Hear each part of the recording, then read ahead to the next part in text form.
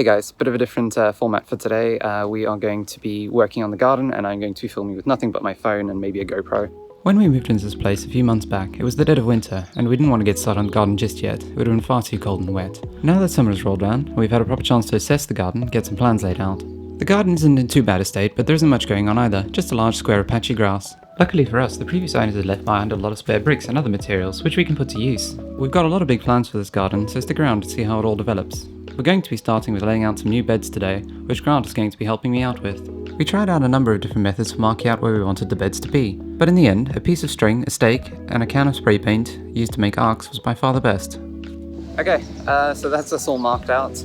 Got our black lines going around, which you can see down there. Grant has now just started the process of digging out the turf. I think we're going to mark out the border using the shovel and then start laying in bricks. This proved to be one of the longer portions of this project, going around the edges we had marked out using a shovel and a fork to turn the turf over. It was kind of bizarre getting to lift the grass up in sheets. We didn't want to get rid of the turf, so the vast majority of it just ended up going to our composting bins. Here's to hoping it doesn't mess them up. We wanted to start with just the first circle as a test patch.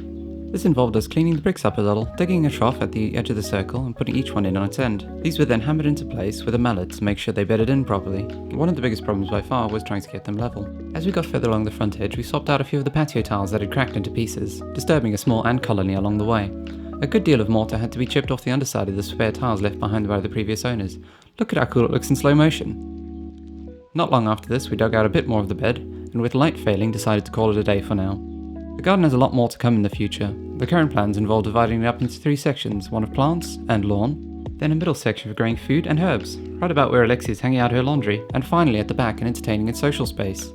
This will likely have a kind of Japanese theme because of the presence of the Japanese acer and cherry blossom trees that are there. We hope you guys follow us along on this journey. We aren't completely sure what we're doing, but we are learning along the way and we will be sharing what we learn with you guys. See ya!